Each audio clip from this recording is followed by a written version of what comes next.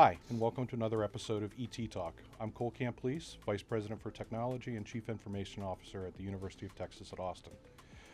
As I've been thinking about who we bring to the stage, who we bring to the podcast, one name keeps coming up in my mind, and I've been on this guy for weeks to do it.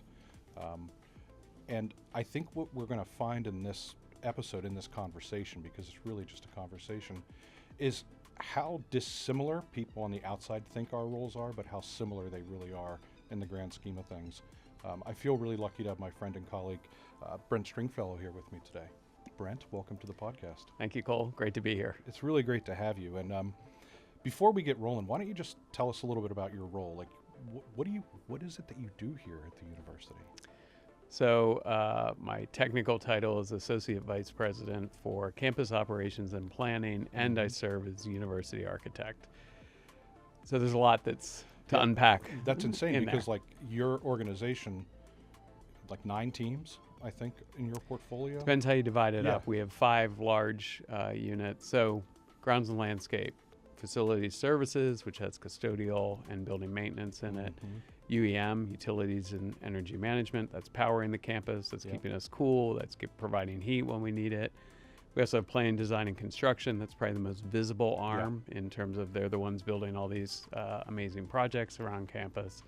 Then we have our operational safety and compliance group, and that's really running the checks on making sure we're doing everything safely, up to code, making sure the campus is safe, et cetera, from a infrastructure perspective. And then all of those are made up of multiple units within them that and you have, contribute I to think that. you have sustainability.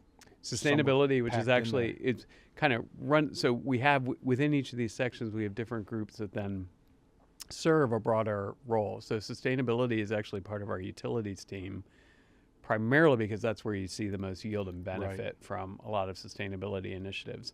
Also relates a little bit at the University of Texas, where our utility plant grew out of an academic endeavor.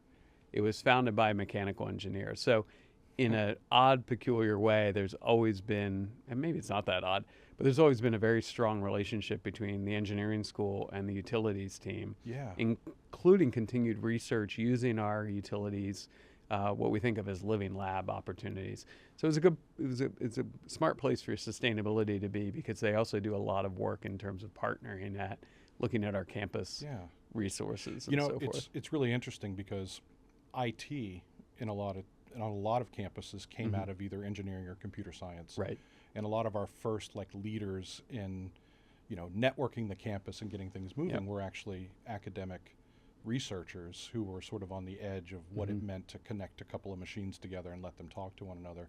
So I'd never really thought about the connection between our physical plant and the academic research that created the concepts and the ideas and here, like sort of the path and plan forward. Yeah, it's a absolutely. Pretty wild connection. It is. I mean, we have a new project. One of our projects we're about to start construction called the Water Hub, which is going to be a project to reuse our sanitary water. No kidding. So that we can clean it up enough to make gray water out of it, and that will be used in our chillers and some of our irrigation needs on campus. That is moving forward also with a lot of partnership with researchers who are looking at water treatment, water reuse, et cetera. Big issue in Texas. But again, kind of we're using it here to supply the campus, but then it's a research venue as well. And can become a commercialized opportunity and spin out if that happens to potentially. be the case. Yeah, Potentially. It's fascinating, and we're going to get to a lot of really interesting stuff today. But I would be remiss if I didn't mention the fact that Brent and I grew up about 30 miles apart from one another in the Susquehanna Valley. Yep. Right, both college towns. Yep. Along the Susquehanna River. Correct. That created all sorts of chaos and challenges in my neck of the woods. Yes. Floods and really changing the landscape and the economics of my community. I find it really fascinating that you and I have traveled very different paths from 25 miles apart, end up 1,400 miles away on the same Texas campus, sitting around the same leadership tables. Yep. It's really wild. Do you feel like anything in those routes that you saw there growing up, the community, the way that the academic influenced the town and gown. What set you on this path? Because you have an exceptional academic career. How did you find your way out of that Susquehanna Valley and be bold enough to go on this journey? So it's interesting because I didn't know I was going to be an architect and be in this kind of world until I was in my second year at undergraduate work at the University of Pennsylvania. The University of Pennsylvania, not to be confused with Penn State. Yeah, thank you. You're very welcome. As people in our yes our region are likely to yes. do. So it was interesting. I went on a pre-law track. I was convinced I was going to be a lawyer. Hadn't decided whether it was going to be poli-sci or history. Was mostly in prerequisites, and had started to. I had a good friend in one of my, ironically, a German class, and he was studying what was called design of the environment, which was basically a general architecture, landscape architecture, urban design major. And he kept telling me about it. And I said, there's something about that sounds cool. And probably the closest I got to a moment where, in the movie would have been when the light bulb goes off and the music, starts to come on, et cetera. Was he said, we should come by the studio one day. And I kind of walk into the studio and there's models and drawings and everything all over. And I had that moment of, wait, you can do this They're gonna pay as me? a profession? Somebody, I could make money doing this? Yeah. And so kind of dipped my toes into it and got sold on it pretty quickly. So that's what got me into architecture, which I practiced for 20 years before jumping to what we think of as the owner's side, and then doing a broader range of work for universities. But in terms of the relationship back to that small town, it's one of those, you don't think about it while you're in it, and then you look back and you see, the evidence was always there that this was a path. This was a likely or a possible path. I think about the role that universities and institutions played in my life. Yeah. Even though I wasn't my parents weren't directly working for Susquehanna, we had a lot of interaction. We did a lot of work there. I even remember I was still in elementary school and I was researching a paper, and my dad said, the town library is not going to cut it for this. And we ended up, I remember going on like a Wednesday and Tuesday nights, we'd go to the Susquehanna Library and he would take me through, this is how you use a serious library. And I was taking out books. I think it was, ironically, it was a paper on the Bermuda Triangle, which is a very elementary school topic to research. Folklore. Yeah, right. Exactly. But I mean, starting to realize the value of universities and seeing it as this asset, as a town resident, but understanding this was this place, this very special place. We had access to it, so I had always great appreciation and affection for the university as this part of everyday life, even though it was otherwise a very isolated and rural existence, which you know. I mean that was also probably one strand of connection back in those days to feeling like the bigger world. There's a real world out there. Right. I mean, and to give people a sense, like we would leave Bloomsburg to come to Selinsgrove because you had a mall. Yeah. You had restaurants. Like I had never had Chinese food. Don't forget the skating rink. The skating rink. Yeah, we're old enough to remember sock hops. Yes. And that's pretty funny because when I was a kid, I thought that was an old-timey term. And we were talking yesterday, and you threw out the word sock hop, and I was like, oh my God, I absolutely remember that being called a sock hop. And they actually called it that. Yeah. I think it was ironically, but it doesn't feel that not comfortably now. ironic not anymore. 30 years later. But you left Penn and you went to Harvard for your master's degree. Yep. You were going through your program there at a really interesting collision of time. And the idea of adaptability and spaces becoming, and environmentalism was starting to rear its head out of the 70s.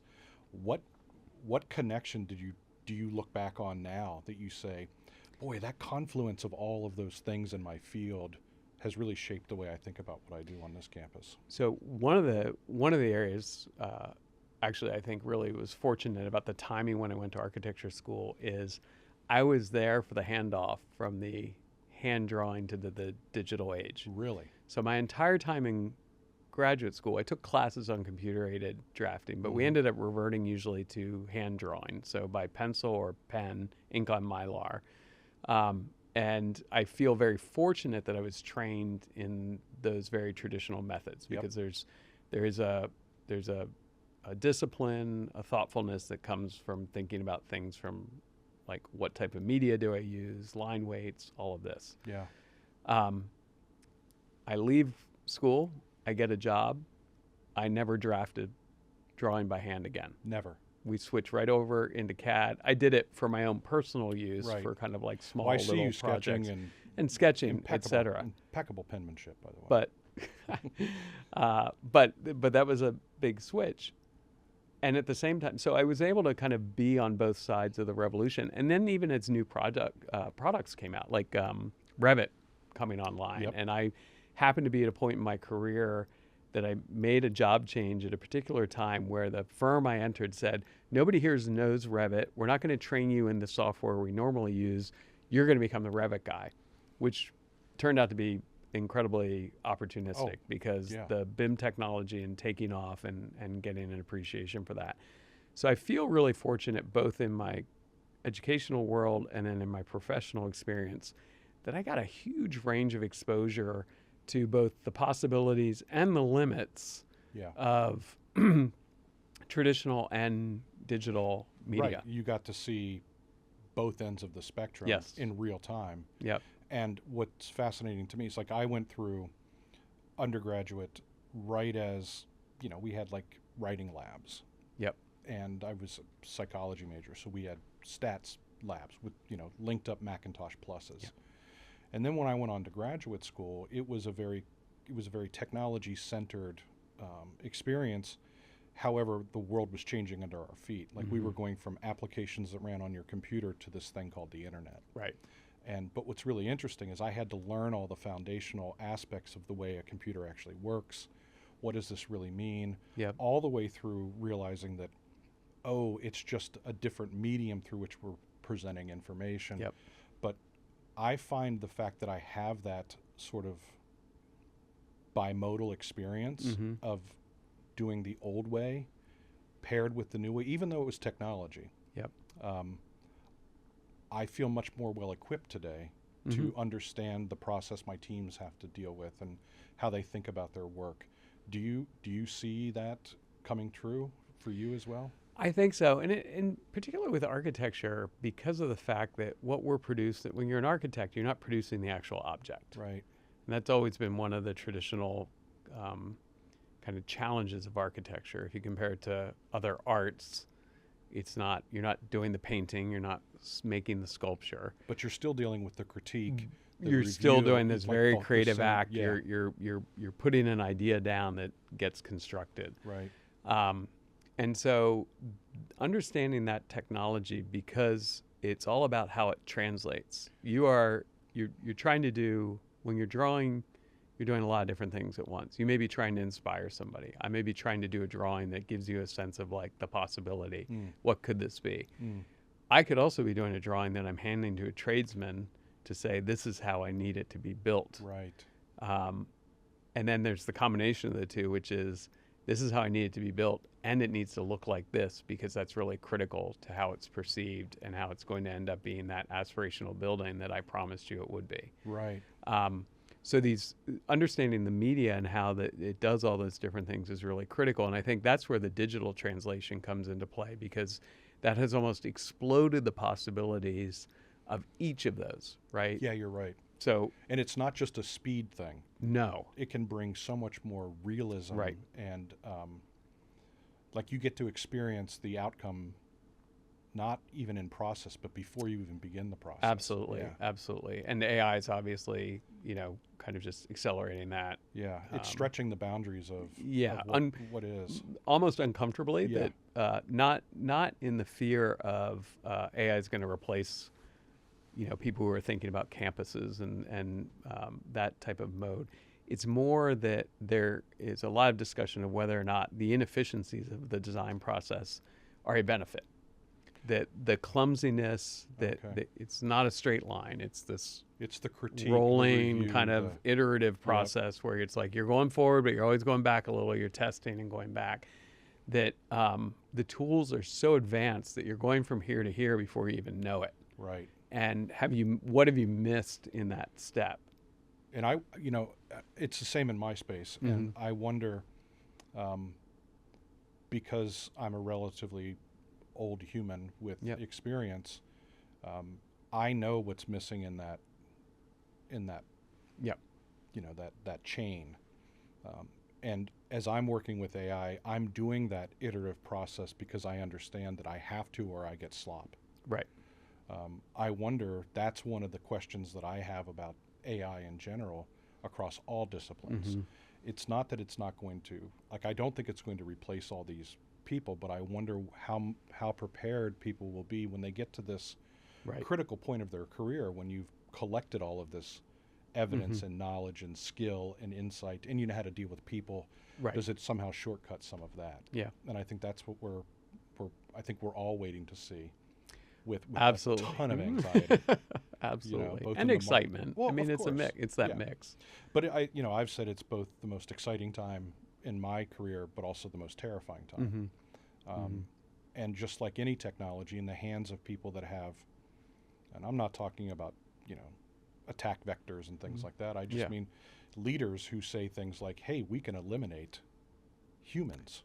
That to me is the scarier conversation than the science fiction AI. Right. And where I think we're struggling a little bit is wrapping our head around that policy and that practice, and what is the value of the human versus the machine in the future in the workplace. It's those are the big, I think, questions that I think we're all sort of like walking down the street. Yep. If you look to the left, you see nothing on the right, kind of thing. Yeah. But I wonder from your perspective, because you didn't come straight into higher education. I went out, I had 2 years in startup land, and then I went back to higher education. But you spent quite a bit of time in big cities. Like you were in Boston, you were in New York, right? Yep. With big firms doing really interesting work. You come to higher education, and you were at Lehigh for a number of years, another Pennsylvania school right down the street from. My sister actually lives in Easton, which is right there. What do you see differently, do you think, when you walk onto someone else's campus? What are the quiet things that you notice based on cityscapes and, having to deal with all of that insane context that we deal with around our campus, but not in the center of it?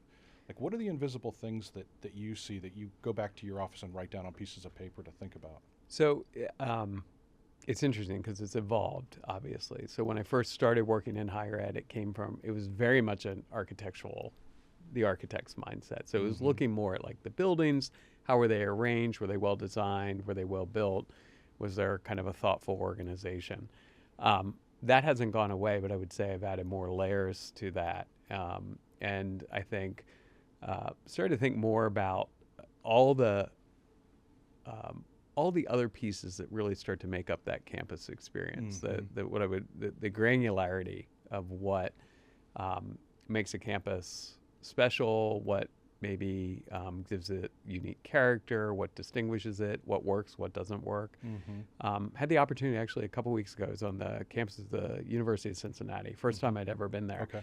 So it's an interesting campus. It's a school that's noted for having brought in a wide array of world-renowned architects. So Peter Eisenman, Frank Gehry, Machado Silvetti, wherever you turn, they've made a significant name brand architects. Exactly. With a specific style and approach. Correct. And practice. Correct. So there's a certain I've heard the term architectural petting zoo. That's probably overly dismissive, but there's a certain heterogeneous. Yes, say. Yeah. There you go. That's the grown-up word for it. Thank you. Yeah. But I so that back in the day, I would have thought that was really amazing. That's really amazing. It's really interesting to have all these different pieces of architecture. The whole time, though, I was caught up in the fact that it was very difficult to get around the campus And there's some clear organizing principles, but I kept thinking, well, I'm not sure how you get here. And I don't know how these buildings relate to one another, Right. which is a critique I have of our own campus at certain points. Yeah. But it also speaks to like how I'm looking at the campus. I'm also looking at things like what kind of trash cans are they using? Well, yeah, and right? where? Is it clean? Yeah. How are they approaching? Is their landscape like how does their landscape look? How are they maintaining that? Is there signage and wayfinding? Is it clear? Is it not clear? Does it look good but it doesn't tell you anything, or does it tell? Is it really good wayfinding but the Or signage it's is kind of telling you poorly something, designed? but it's just not Yeah, telling and you not the thing telling you you're looking for. not telling you what you want to Yeah. know. So it really is starting to look at that all the different layers that add up to that comprehensive experience, and and then going into buildings, just kind of judging. That's where it starts to be a more of a Artistic. how are we stacking up? Yeah, of like, course. oh, this building, oh, this is worse than our buildings. Okay, I feel better about this. Or, oh, geez, like They've really done. they've really figured this out. How come we haven't figured it out? Well, you've been kind enough to include me on the master plan steering committee, and it has been such an amazing experience for me because I've had other colleagues at other institutions, but I've never been part of the full master planning process. And to see the lengths, like yesterday's presentation about how our campus is segmented and where our disciplines exist, and how you guys are thinking about the east to west movement and the north to south, and examining the way students want to, traverse a campus and their entry and exit points. It has to both be very, like with AI, very exciting and terrifying, because you're building buildings, you're making decisions today that will be 5 versions or 10 versions of you and I into the future.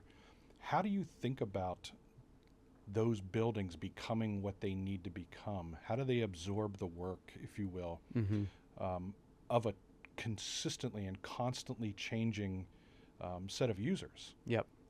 I think it used to be probably the first half of the existence of this university. We opened the windows up, people sat in rows, teachers had chalkboards. Yep. They had wet labs, but it was all it was almost like a known, locked into place, like education's going to look like this in 20 years. And it probably did. It did. Yeah. It 20 did years for after that building for 100 opened. years. Yep. It did. But now, as you're sitting around, we're sitting in those rooms and looking at all this data and trying to make it feels more like a prediction market than it does planning. How do you think about that squaring of like, I have to hit these researchers' needs today? Yep. But AI could literally change the entire field in a year and a half. Right. So that's probably the biggest challenge right now. There's still a mentality on university campuses of we build buildings for 50 years or 100 years.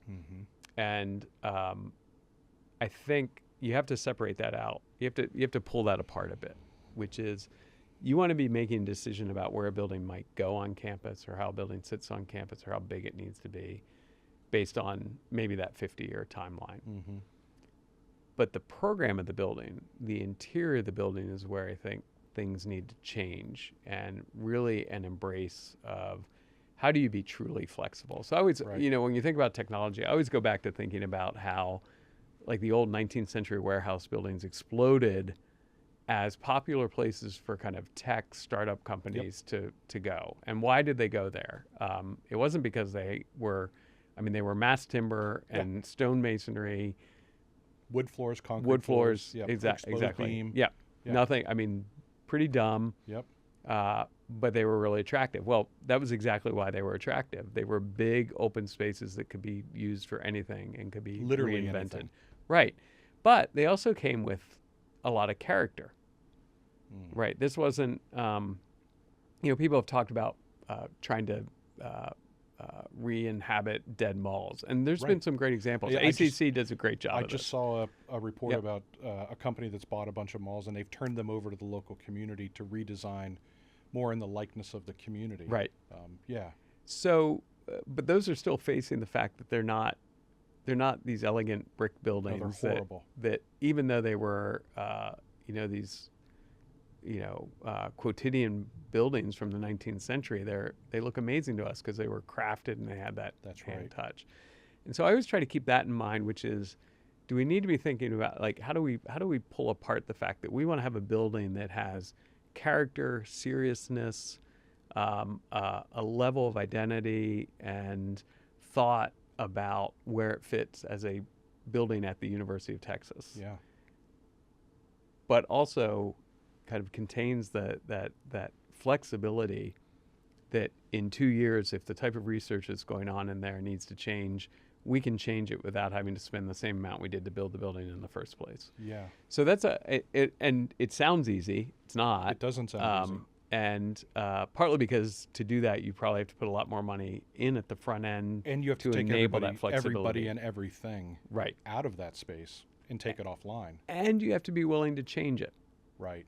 which is a whole other, that's getting a little bit out of my area and getting more into the kind of governance of the university, but also understanding, like, when do we also, in building buildings permanently, sometimes have an attitude of, like, and if you get assigned the building, you're there forever as well. Yeah. Not me. And- I've had 4 offices so far. You're in our 2 test years. case. Yeah. Yeah, I'm the disruptive beast that's in the hallways. So those are pieces that come into the long-term planning aspect. So when you think about, and we have, how many buildings are in process right now on campus? Under construction or Yeah, in under renovation? construction. Probably major projects, probably about 15 to 20. And what I've noticed over my time here is, even in the last 2 years, the inclusion of my team with your team Mm-hmm. has really gone up and to the right. Yep. And I think that maybe that speaks a little bit to this unknown disruption that we're involved in Yes. right now, where lights are on the network. They're not switches anymore. No. Our building systems are targets for malware, which means that they can take down HVAC and, Yep. and down on in the medical campus. Our teams are now thinking about very similar things, and not from different directions. And I find that really fascinating. Yeah. And honestly, at Texas, this is the first time I've had a chance to work as closely with your colleagues in the facilities area and the chief operating officer space. And I've marveled at the willingness to include us early in design phases. And I guess that comes through us screwing it up royally in the past by not doing that kind of engagement.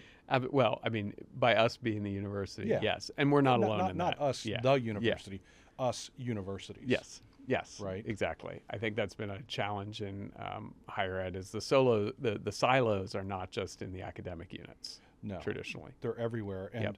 our worlds are coming together even more and more. Like, you run energy. Yep. I run a data center. We've both watched a lot of the news, and we both know that the thing that we need to be Yep. preparing for is energy. How do you think about that on a campus that largely produces its own energy? You were talking about managing water and conservation and everything, but like, I have a 2 megawatt data center, but I'd love it to be 8, Right. right? But those are not things we do every year on No, campuses. those are significant investments. I think, though, there's probably a period where people wondered, why did we provide our own power? Wouldn't it be easier if we just plugged into Austin Energy? But a couple of things in the last 5 to 10 years have, I think, switched on to the value of us controlling our energy destiny is really critical. So first is resiliency.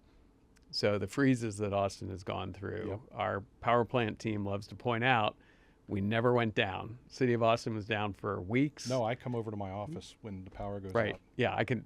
The university is my generator. Yeah. So there's the resiliency piece that obviously has great importance for the functioning of the university, not just for the comfort and the welfare of the students who are living here, et cetera. We have a lot of really critical research going on. We have healthcare that's working off of this. This is pretty serious business, as well as obviously the servers. Yeah. I think the other piece then is realizing that energy is a key. Energy's always been key economically and to viability, but is even more so now with the advent of data centers and computing. The energy needs and cooling needs of computing power. So Yeah. the recognition that this is going to have to be an area investment because it will yield benefit. Yeah, there's a return. Yeah, everybody, I think everybody sees that. So, we're about to build another power plant up at the Dell campus for advanced research to support the hospital and eventually growth and development beyond that. At the same time, we're also thinking about the fact that we're not done down here. No, and clearly in fact, the master plan is showing us. right, there's going to be additional net energy needs, and we need to be thinking about likely, a second plant on the main campus. Not just because it's nice to have, but because these are critical parts of our university. Yeah, it's a need to have. And the other interesting thing is about our teams is we are silent and very quiet recruiters of world-class leading faculty. Mm-hmm. Yes. And I try to remind my team that they're part of the teams that are curing cancer. Yep. Right, discovering the edges of the universe. Yep. Because they're managing the compute, the network, the storage, all the things. Mm-hmm. Does your team has to feel that too? That Absolutely. they're like right in the middle of the mission of the university. Absolutely, and I think they're they're very active on the campus, so they interact with a lot of the users, the students, the faculty, the staff, the patients on a daily basis. It reminds me of if you've seen Dean Lucanetti speak, she'll talk about one of the aspirations of the new hospital is that the building itself is a member of the care team. Yep.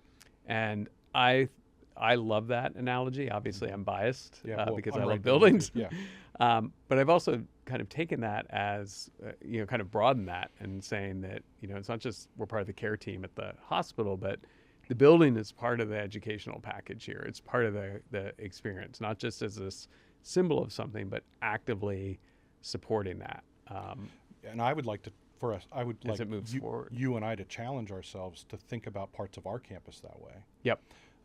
One of the projects I did years ago at Penn State was with a colleague of mine, Scott McDonald. We were teaching a graduate course, and what we landed on was talking about disruptive technologies and the staying power of learning spaces. Yep. And we designed these QR codes, and they had a thing under that said, if these walls could talk. And it invited students at the university to snap the QR code and then either tell us memories from that learning space. Interesting. Tell them how it makes them feel to learn in that space or anything. And it just reminds me of the fact that our campuses themselves are a platform. Yeah. And they're a living, breathing entity. And I would love to see our learning spaces evolve into another part of the teaching and learning ecosystem. Right now, they're pretty dumb, right? Yeah. Every faculty member resets the lights. They're serviceable. Well, they still deliver that 19th century. Right. Here's the education. lecture. Right. Here's the slideshow. And maybe we've recorded Here's it. the chalkboard or the whiteboard or whatever it is. But we're missing out on the collective knowledge capture of all of the lectures stacked on top of each other. Right. Just don't think of like the 11:15 to 11:45 poli-sci class. Think of every class that happens in that room every day, and all of the magic that goes on in there, and all of that disappears into the ether. Yep. And it doesn't help us plan for how we think about lighting in the room. It doesn't help us think about what a faculty member might really need to support her teaching and her style. So that's a biggie, I think, for you and I in the future to think about.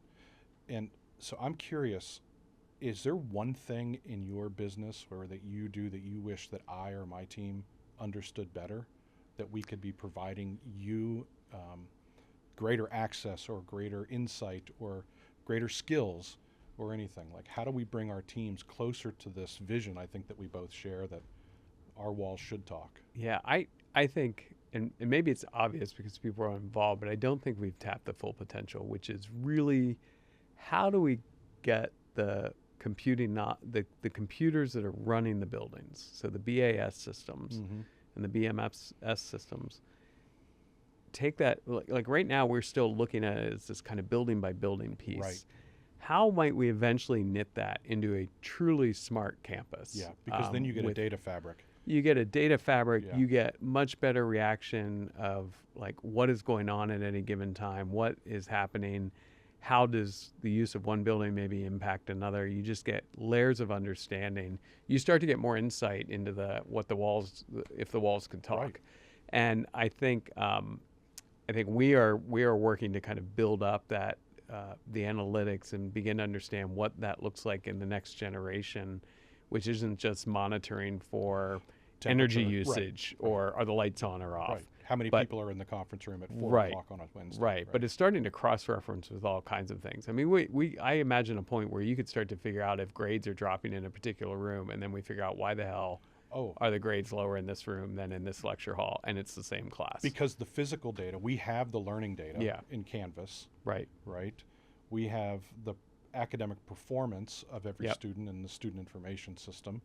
What we're missing is the physical data that helps inform maybe the other leg of that three-legged stool. Yeah, what is there to tell us? And it might even be counterintuitive. It probably will be. Right? There's probably things that we'd say, no way that classroom is higher performing. And then it would help us to understand why. Yeah, what are the elements here? Right. And that's that whole virtuous loop that, where we sort of started, that your business on campus was started by a researcher. Yeah. And we're right back to this concept of, research is not just for the sake of the outcome. It's really to ask a better question. Right. Right. Each response makes you go, huh. Right. There's no way this classroom is actually yielding higher performance. Exactly. So I have to think completely differently, because that data was never surfaced before. Right. And I think that's crazy. It reminds me of I think there was this was a survey done a while ago here, and the most successful outcomes were coming out of some of what people consider the worst dorms at Jester, some of the most dated dorms at Jester. And what they were finding is that the social bonds coming out of those dorms were really high. That's right. As opposed to the students that were living in much nicer places. Yeah. Right. Ivy League dorms. And part of that was because their dorm rooms were cruddy. They didn't want to just hang out there, so they would go out into the common spaces, and they didn't have a nice, comfortable place to retire to, so they built this social connection. That's right. It suddenly yielded these amazing bonds and networks over time. And it's an interesting point of data, and I don't think the lesson is, well, we just need to build really terrible dorms. No. But there are other lessons there that might say, but we do need to design our dorms and res halls to encourage people to push them out. And there's ways to do that other than just making it like crappy. like my dorm in college. Well, it is interesting because historically, I feel like that was part of the traditional experience. It was 100%. Everybody lived in these kind of just concrete bunkers. Yeah. Neopenal, right? Like everything was just concrete walls. You got it. Painted light blue to keep you from going crazy. Yep. But it made me want to get the hell out of my dorm room. Right. Exactly. It didn't hurt that there was only a TV lounge. We didn't have cable. There was no air conditioning. One telephone for the floor. One telephone, and you had to dial in a special number to get exactly. out. Yeah, it's nuts. So I got to ask you this as sort of a parting shot. The master plan is supposed to exhibit over how many years? So technically, the Board of Regents asks us to update every 10 years. Okay. So theoretically, it would be a 10-year cadence. But the way we're really looking at it, I think of it as a planning activity from 5 years out to 25 years out. Okay. And then you're setting up course adjustments, obviously, down the line. The next time it gets looked at, it'll work off of that. But you need to have that timeline, that distance of time to really think about where you would be investing and make kind of good long-range decisions about what you actually might do in the next 5 to 10 years. So let me take the difference roughly. Yep. So 2040. Yep. Student walking across our campus, what do you hope she both notices because it's evident that it needs something, or that she doesn't notice because it just works? I think I'm going to start with what she doesn't notice, which is how effortless it is to move from one space to another. And that is both in terms of ease of navigation, that the campus itself is so well designed that it's an easy path. You understand this is where I'm supposed to walk. This is where people go. Right. There's clarity about the actual physical design of campus to kind of giving people direction on where they're going to end up. And that there's not a lot of visual clutter, that there is a very clear identity to the campus that's tied into our historic legacy, and that you're at the University of Texas. and that the experience of that campus feels elevated in the way that you would expect. I've heard both you Texas and the to feel it. architects that we're working with talk Yeah. about this sense of feeling like you're at the University of Texas. Yep. And I'm intrigued by that idea that by decluttering and taking things away, visual cues, or we call it cognitive overhead in our, Yep. like our interface design, Yep. how do you reduce that? That's a goal. What about the thing that she sees and she goes, huh? That's a tougher one It because is. that's getting into your predictive markets Yeah. again. I think what I would imagine is somebody who's coming in and going into perhaps a teaching space or a research space, a lab space, and is suddenly thinks, "Oh, I haven't seen it quite like that before," and takes a step back. That there's something unique. There's something new, There's a and I don't know what newness. it is. Either do I. Yeah. But an embrace of some new way of teaching that's breaking out of some of those constraints that higher ed finds itself in, of like, this is the way we do it. And to recognize that, or you what I would call an unexpected surprise when you Right. walk into a building and that there's a room and it's set up in a way that's different. Like you'd walk into a classroom and suddenly, like maybe all the chairs are in a weird and circle just or something, by the and fact the of walking screens in, are you're already thinking about the Right. type of teaching or learning you do in Right. that space. Right. It's, That it's that's- challenging you. Correct. That you're Yeah. not kind of mindlessly like just slogging from one classroom to another. Yeah, and I hope you recognize it, but the makeup that you and Katie and others have put together around the master plan of the people around the table, I'm beginning to see evidence that through those different lenses, through deans and administrators and VPs and operators, and that those novel ideas will come out through a blending of those perspectives. That's the goal, Yeah. right? Is it not one perspective is going to give that unique insight, but it's that pile on of different opinions and hopefully a lot of vigorous discussion Yeah. at some point. Well, Like, it's beginning you know, to happen. Yeah. And I think now that we're seeing the data come through, Yeah. people are really starting to recognize the things that you sit around and toil on because it's invisible. Just like the technology, so much Right. of what we do is sort of just, it's the heartbeat of a campus, and it's unseen. Yep. And Brent, I gotta say, we didn't talk about Middlesworth chips once. We didn't. And we didn't talk about Boscov's. We did not. In the upstairs toy train area, where I'm sure we probably hung out in there together on some random Thursday night when we came up to get Chinese food in Selinsgrove. There's some Polaroid from the early 80s or But sometime. I have really enjoyed having a chance to get to know you a little bit better. This has been great. And sit down and hear about the things you guys think about, and just hope that people understand that everything we do here is so interconnected. Yeah, I think it is really important for people to realize that. And it hasn't always been that way. And that I think the other part is that there's a clear commitment from the entire team to doing it that way. This isn't because, we're not talking because the president issued a memo that said the two of you need to talk. No. This is a team that has recognized the importance of this collaboration, of kind of not worrying about these silos, that everything's starting to blend, and there's a lot that can be done if we're all pulling working in the same together. direction. Yeah. Well, here's to pulling in the same direction. Absolutely. Thank you so much for being here today, Brent. My pleasure. Really appreciated it. Yes. So thanks everybody for tuning in. Can't thank Brent enough, and hopefully you're starting to see this bigger picture of the tapestry that we're trying to weave at UT, where our leaders are actually talking to one another. It's a crazy concept, but I think we're on the right path. So thank you all for tuning in, and we will see you soon. Thank you.